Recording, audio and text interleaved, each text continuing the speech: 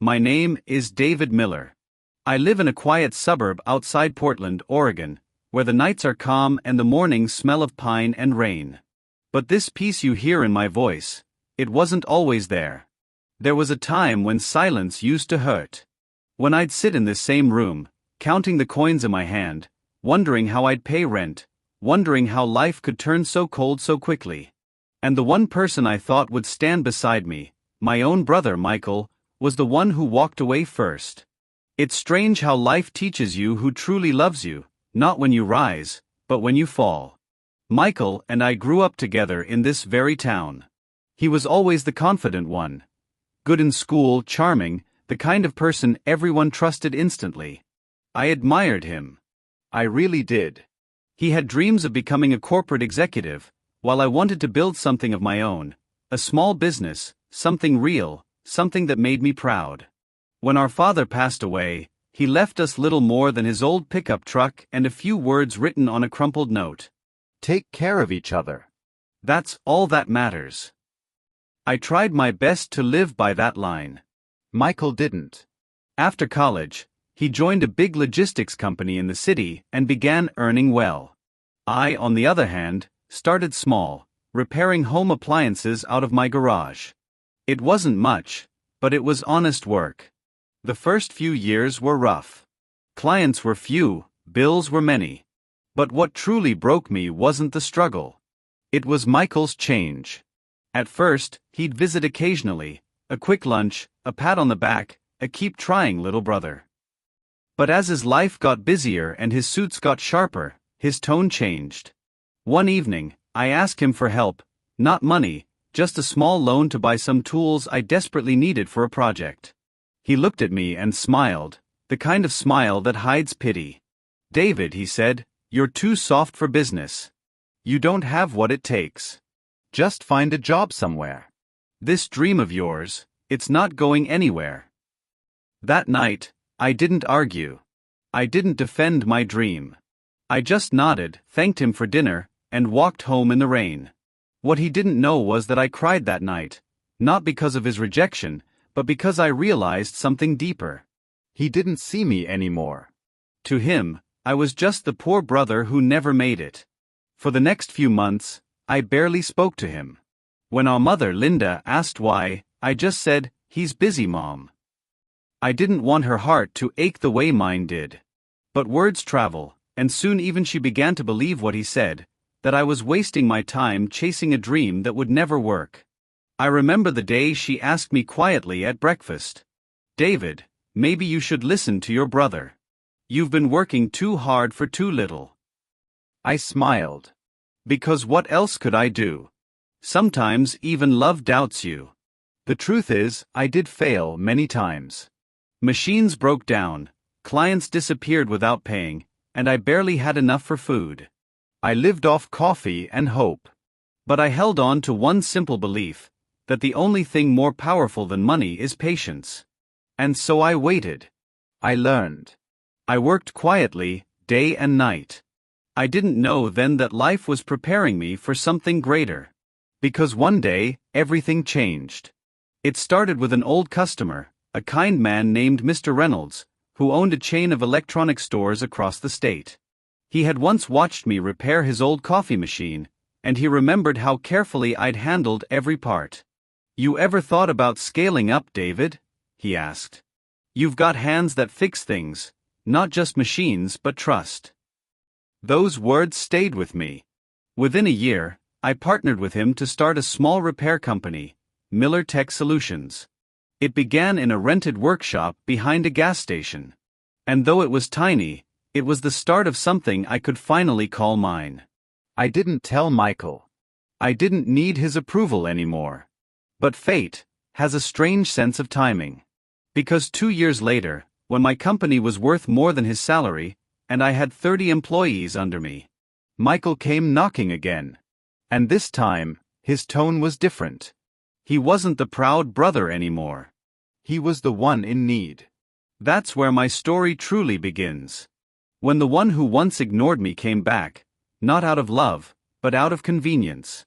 And for the first time in years, I smiled again. Not out of pain, but out of peace. I used to believe that family meant forever. That no matter how hard life became, the people who shared your name would always stand beside you. But I learned painfully that love sometimes bends under pressure, especially when pride gets involved. After that night when Michael refused to help me, things between us became polite but distant. He'd still visit Mom on weekends, always bringing expensive groceries and stories about company parties.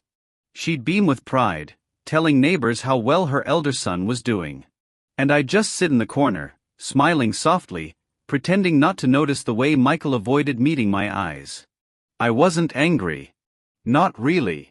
I understood him, or at least, I thought I did. Michael was raised to believe that success defined worth. And in his eyes, my greasy hands and small garage business didn't fit that picture. Mom, too, began comparing us unconsciously. Not out of malice, but because that's what society teaches parents to do. At dinner, she'd say things like, "Michael says his company's expanding. Maybe he can help you find a stable job, David." I'd just nod and change the subject. Because deep down I knew, no one can see your vision if it's still in the making. Those were lonely years. Days filled with noise from machines, nights filled with silence. The smell of oil, metal, and burnt wires became part of my life. I'd fix things for people who barely remembered my name, yet every repair felt like a step closer to something invisible, something mine. Sometimes I'd hear laughter from across the street, families having dinner, children running, someone's dog barking, and I'd feel a strange ache in my chest. Not jealousy. Just emptiness. Then came Emma. She was a schoolteacher who lived 2 blocks away. One evening her washing machine broke, and someone told her, "Go to David Miller's garage, he fixes everything." She showed up at my door holding a basket of laundry, smiling shyly. "I hear you're the man who brings machines back to life," she said. I remember laughing for the first time in months. She watched quietly as I repaired her washer, asking small questions about the tools. When I finished, she insisted on paying extra. I refused, but she left homemade cookies on my table anyway. That's how it started. One broken machine, 2 shy smiles, and suddenly, my world didn't feel so empty anymore. Emma didn't care that I was struggling. She liked that I was trying. She'd stop by after school with sandwiches and tea, saying, "You fix machines, I'll fix your appetite." Within a year, we got married. It was a small ceremony, just a few close friends and Mom. Michael didn't come. He said he was caught up at work. I remember standing outside the small town chapel, holding Emma's hand, watching cars pass by, and wondering if success really had to mean loneliness. But when I looked at her, smiling in her simple white dress, I realized, maybe I already had everything I needed. Life got better after that. Slowly, people started trusting my work. I fixed air conditioners, refrigerators, even a few office machines. Emma handled the calls, the payments, the clients. She was the backbone of everything I built. Mom visited often, bringing leftover food and gentle smiles. She loved Emma, maybe even more than me. But she still couldn't stop comparing. "Michael's planning to buy a new car," she'd say. "You two should visit him in the city sometime." We did visit once. And it was enough to remind me of my place in his world. Michael's apartment looked like something out of a magazine. The first thing he said when he saw me wasn't hello but, "You look tired, David. How's the garage?" Emma smiled politely, though I saw her hands tighten around her purse. Dinner was formal. He spoke about stock prices, promotions, and corporate politics. I spoke about broken microwaves and old motors. When we left, Emma said softly, "He doesn't know who you really are yet." I didn't reply. Because at that time, I didn't either. A few months later, Mom fell ill, nothing too serious, just age catching up. Michael covered her medical bills, and for that, I was grateful. But it came with unspoken strings. Every time I visited her in the hospital, he'd say things like, "You should have done more for her, David. She deserves better than your garage dreams. Those words used to sting. But Emma's calm presence always healed me.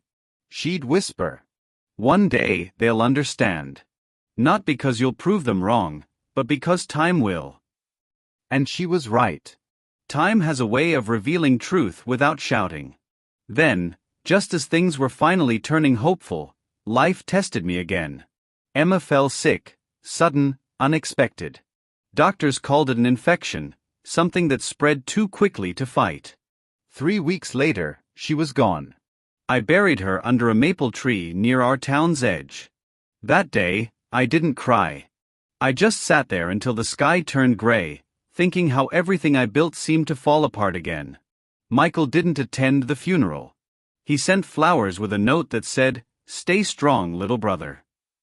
Mom was there, holding my hand, but even she didn't know what to say. For months after, I worked without rest. The garage became my escape. People thought I was losing myself, but in truth, I was rebuilding. Because grief, it either breaks you or reshapes you. And I chose the latter. By the time I turned 35, my work had caught the attention of Mr. Reynolds, the businessman who'd later become my mentor. He taught me what no university could: how to scale effort into enterprise. Together, we built something that started small but grew beyond imagination. When my first branch opened, I didn't invite Michael. Not out of pride, but because I'd finally realized I didn't need validation anymore. And yet, deep inside, a part of me still wondered, would he ever see me as more than the poor brother?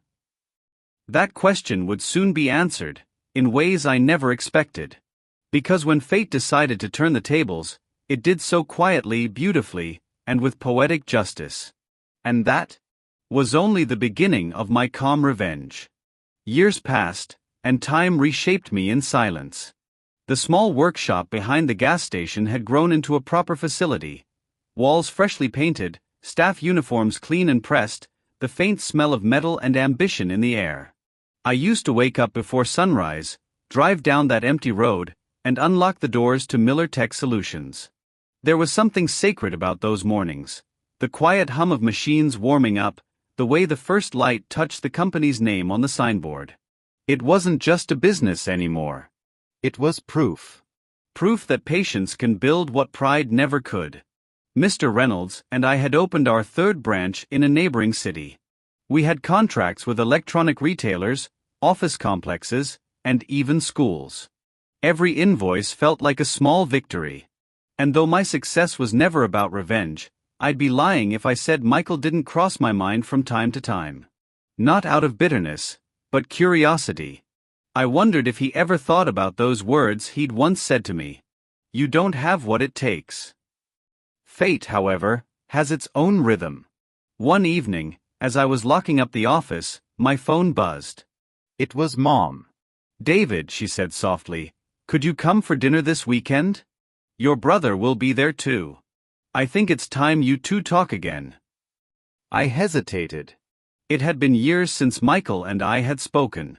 But Mom's voice carried a tone I couldn't refuse, the kind that comes from love and age. So I agreed. That Saturday, I drove to her house. The moment I stepped inside, I noticed the silence. Gone were the proud photographs of Michael in suits, replaced by softer family pictures from older times. He was already there, sitting at the table, same confident posture, but his eyes looked tired. "David," he said, standing up. "It's been a while." "It has," I replied quietly. Dinner was polite, almost too polite. Mom tried to bridge the space between us, asking about my company and about Michael's work. I told her we were expanding into new cities. Michael said his department was going through restructuring. It was subtle, but I could hear the strain behind his words. He was struggling, and I could feel it. After dinner, when Mom went into the kitchen, he turned to me. "You've done well for yourself," he said. "I've been lucky," I answered. He smiled faintly. "Luck favors those who work for it, I guess." Then there was silence. It wasn't the same arrogance I once knew. It was something else. Maybe realization. Maybe regret. When I left that night, he walked me to the door. "We should catch up sometime," he said. I nodded. "We should." And I meant it, not out of emotion, but because I finally had nothing left to prove. A few months later, I received an unexpected message. It was from Michael. He asked if we could meet for coffee.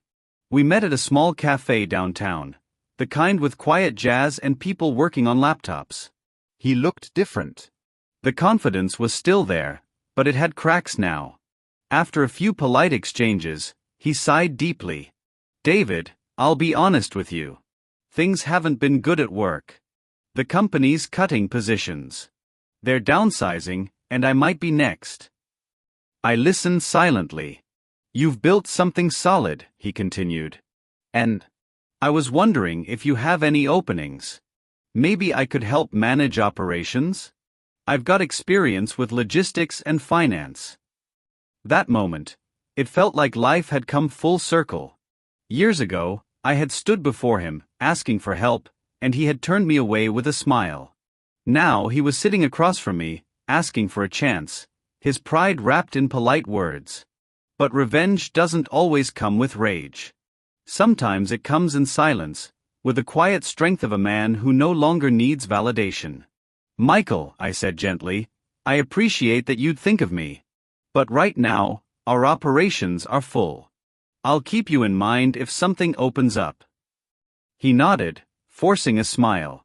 "Of course. I understand." There was no anger in his tone, just quiet defeat. When we stood up to leave, he extended his hand.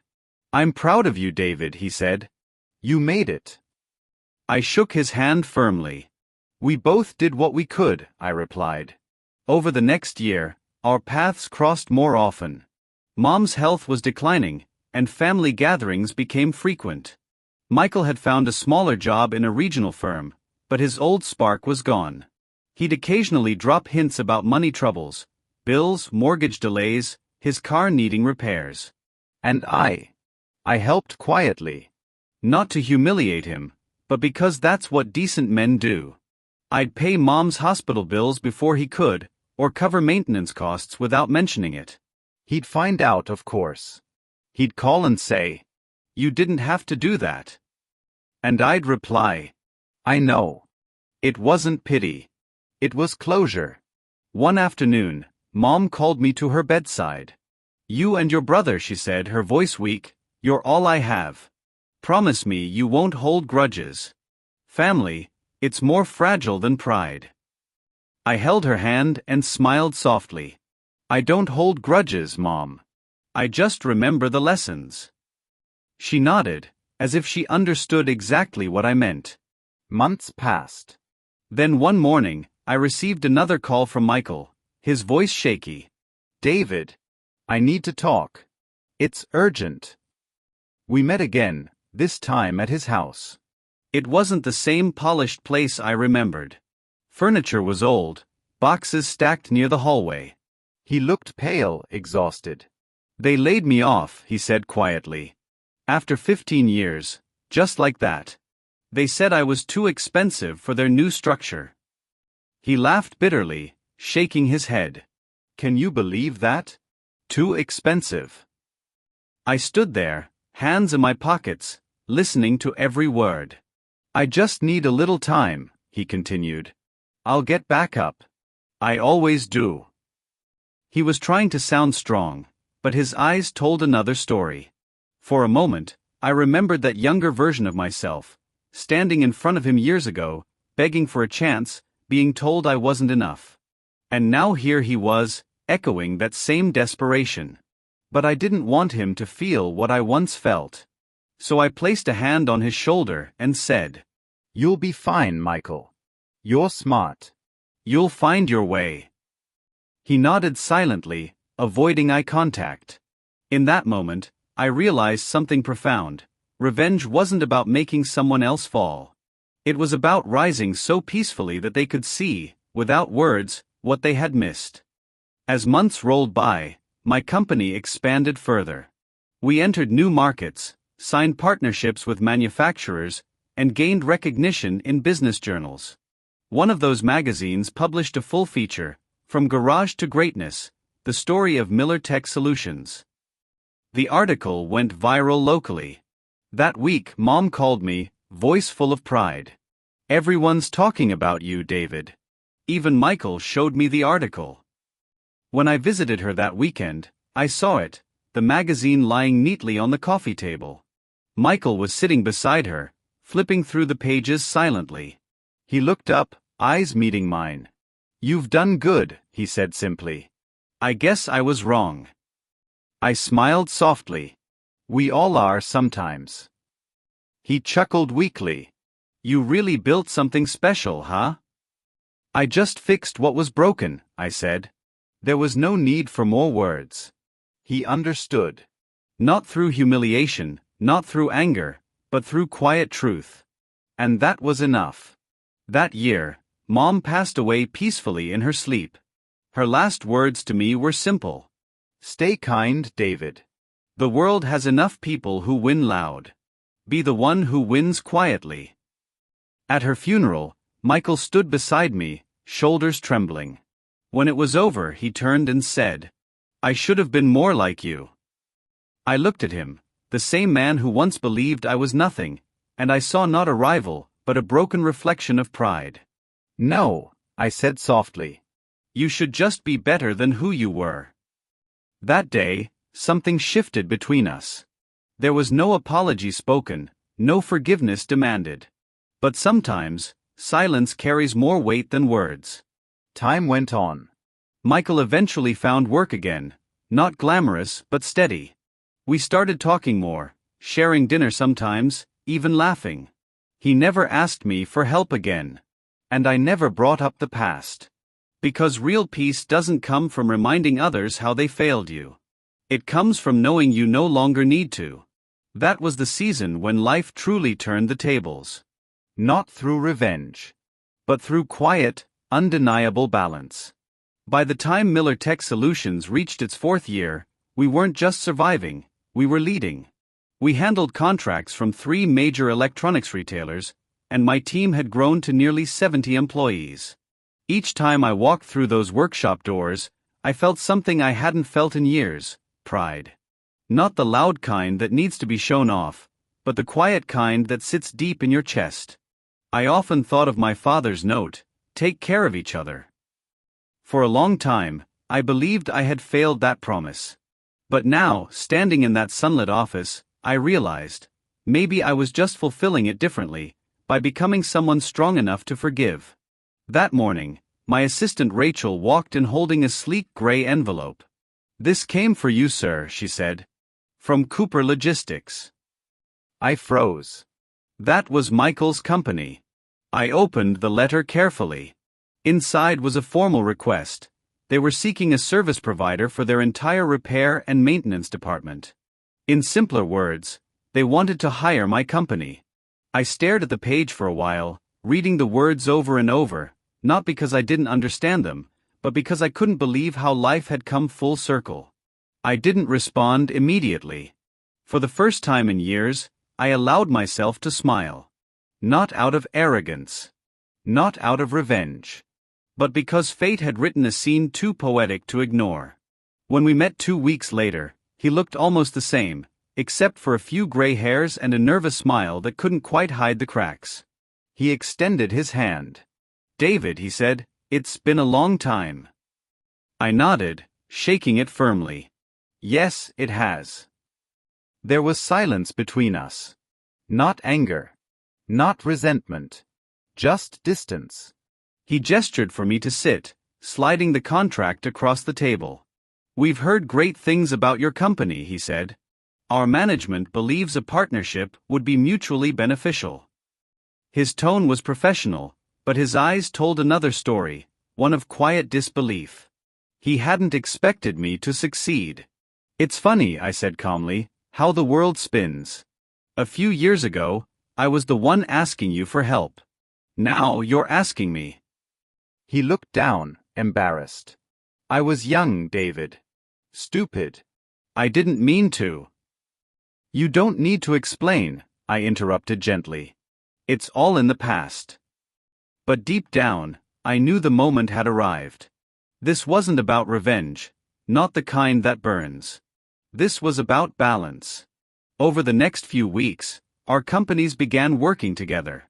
Michael often had to visit my office for meetings.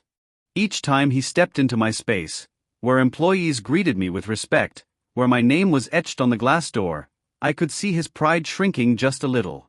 He tried to mask it with politeness, but his eyes always wandered to the framed awards, the signed contracts, the confidence in my team. It wasn't what I said that hurt him.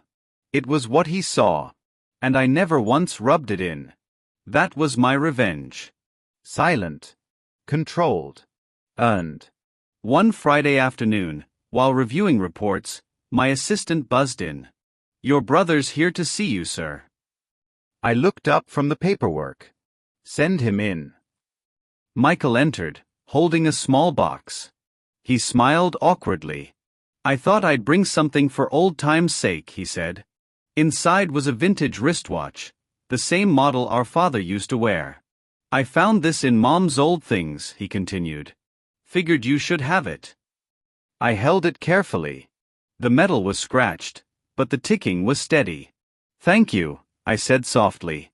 He'd be happy to see us sitting together again. He nodded, his voice lower now. "You did well, David. I mean, look at all this. I was wrong about you." I looked at him, really looked at him. For years, I had imagined this moment filled with anger or pride. But all I felt was peace. "No, Michael," I said gently. "You weren't wrong. You just couldn't see what I was trying to build. Sometimes, people only understand your worth once it's printed on paper." He smiled faintly, unable to argue. Before leaving, he said something that stayed with me. "You're a better man than I ever was, David." That night, I visited our old house, the one Mom had left behind before moving to Florida. It was empty, except for a few memories still clinging to the walls. I sat on the porch, listening to the rain hit the roof, the same sound that once comforted me when I was broke. I thought about revenge, how it's never really about hurting someone. It's about reclaiming your dignity without raising your voice. When Michael came to me for business, I could have humiliated him. I could have rejected his deal just like he once rejected me. But I didn't. Because real strength doesn't come from saying no. It comes from being in control enough to say yes with grace. A few months later, something unexpected happened. Michael's company faced internal troubles, poor management, rising debts, and a major client pulling out. He called me one evening. His voice was heavy, cracked with exhaustion. "David, things aren't good here. I might have to step down." I paused before answering. "I'm sorry to hear that, brother. If there's anything I can do, let me know." He sighed. "Just hearing that from you means more than you think." After that call, I sat in silence for a long time. Not because I was happy, but because I understood how the universe restores balance without you lifting a finger. A few months later, Cooper Logistics filed for bankruptcy. I didn't celebrate. I didn't gloat. Instead, I called Michael and offered him a position, not as an executive, not as a favor, but as a consultant in my company. He hesitated at first, maybe out of pride. But eventually he accepted. Watching him walk into my office as an employee was a quiet victory. Not because I'd won, but because I'd finally let go. He worked diligently, respectfully, never once forgetting how far we'd both come. And though we rarely spoke of the past, I could see regret in his every glance. Not the kind that begs for forgiveness, but the kind that lives with understanding. That's the beauty of silent revenge. It doesn't need fire or fury. It just needs time, and a steady heart that refuses to turn bitter. Because in the end, the people who once doubted you will always come back, not for forgiveness, but for a glimpse of the peace they lost. And when they do, all you have to do is smile. 3 years had passed since Michael joined my company. In that time, a lot had changed. Not just in business, but in us. He was no longer the proud executive who measured worth by suits and numbers. He had become quieter, more observant, almost humbled by the strange turns life had taken. Sometimes, I'd catch him staring out the window during lunch breaks, lost in thought, coffee untouched, his eyes distant. I never asked what he was thinking, but I knew. Regret has its own language. It doesn't always speak in words. The company had grown beyond anything I once imagined. We had expanded to multiple cities, with contracts from several corporate clients. People now came to me for advice, for mentorship, young men who reminded me of myself years ago. One afternoon, after a staff meeting, Michael came into my office. He waited quietly until everyone left, then said, "You've built something incredible, David." I smiled lightly. "We've built it, Michael." "You've been a big part of this too." He shook his head. "No, I don't think I ever said it properly. You did this, even when no one believed in you." "Not Mom. Not me." "You just kept going." I looked at him. His voice wasn't just honest, it was tired. The kind of tired that comes after years of fighting with your own conscience. "You know," I said, "I used to think revenge was about proving someone wrong. But now, I think it's about proving yourself right." He nodded slowly. "And you did that." A few weeks later, Mom came to visit from Florida. She was older now, her step slower, her smile still the same. When she entered my office for the first time, she looked around in awe. "So this is where my boys work," she said softly. Michael walked in behind her, carrying her handbag and a box of cookies she'd baked herself.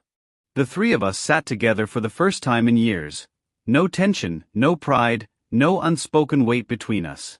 She looked at me, her eyes filling with tears. "I'm proud of you, David. I didn't always understand what you were doing, but now I see it."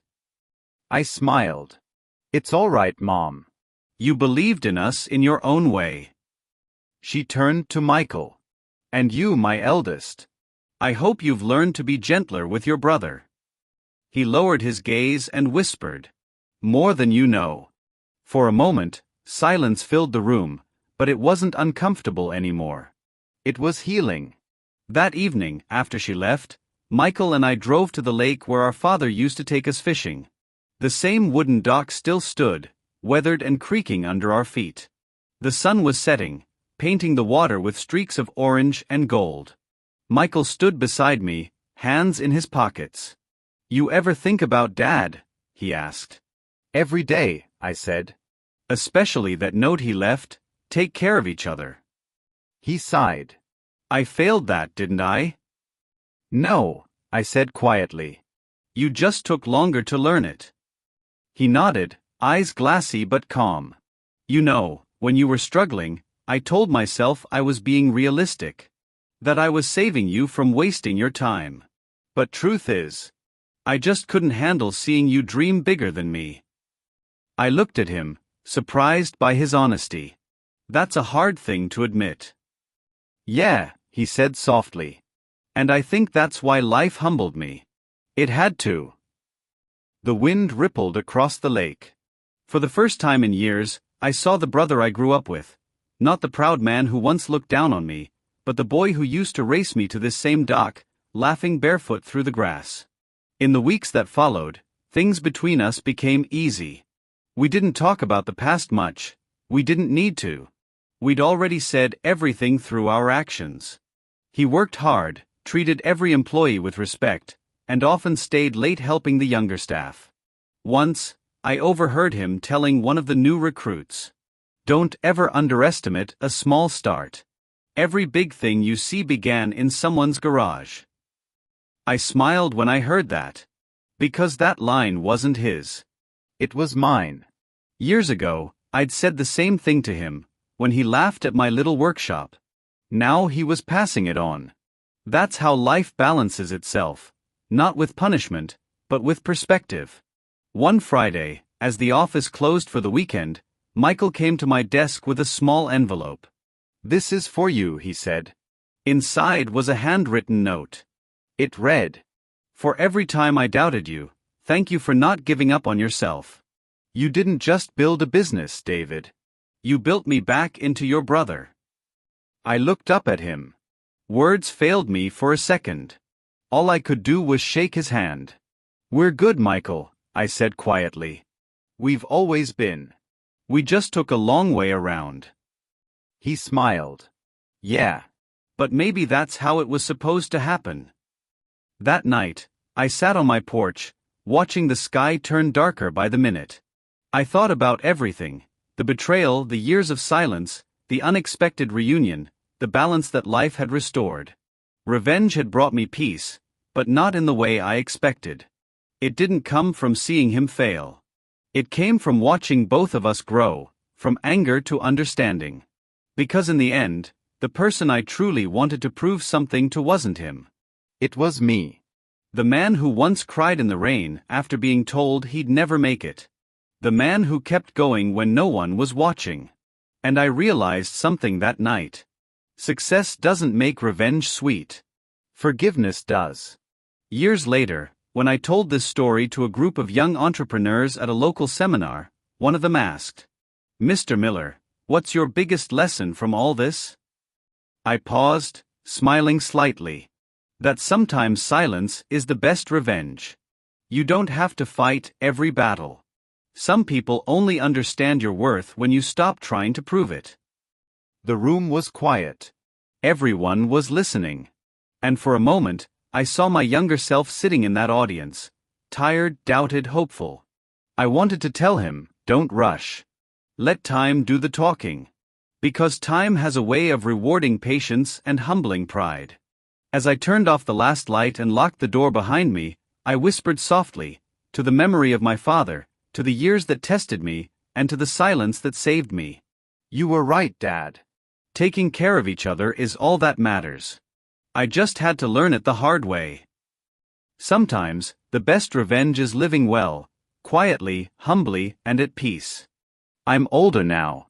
The company runs smoothly without me having to be there every day. Most mornings, I just sit on the porch with my coffee, watching people head to work, faces full of purpose, some anxious, some tired, all chasing something. I remember when that was me. Life looks different when you've stopped running. When you've already walked through the fire and learned how to breathe in the smoke without choking. That's when you stop asking why things happened, and start understanding what they were teaching you. Michael still works with me. He runs one of our branches now. He's calm, humble, and sometimes too apologetic, as if he still carries the guilt of our past. But I remind him often. We're good, brother. We've both learned. On weekends, he visits with his kids. They call me Uncle Dave, and every time I hear that, I feel something warm inside. Maybe this is what peace sounds like. Children laughing in the same yard where brothers once argued.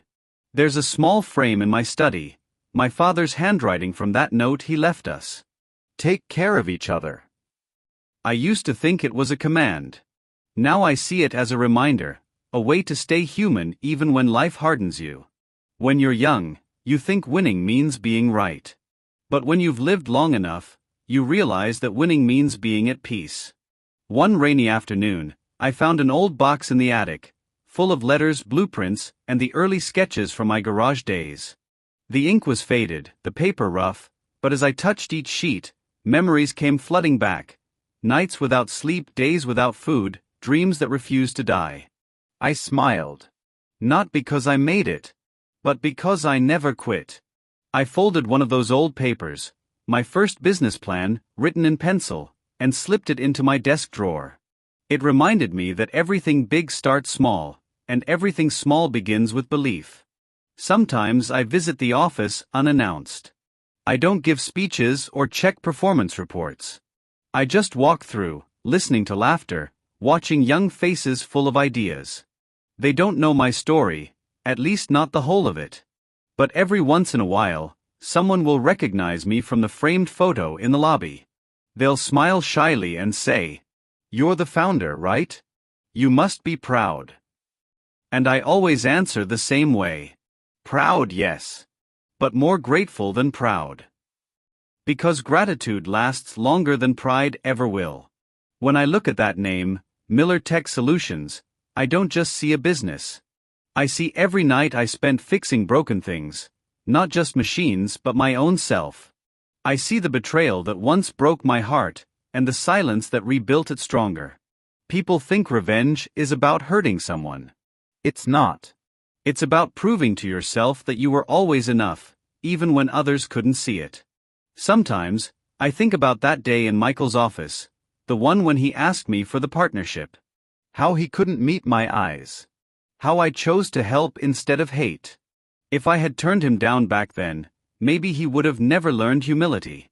And maybe I would have never learned compassion.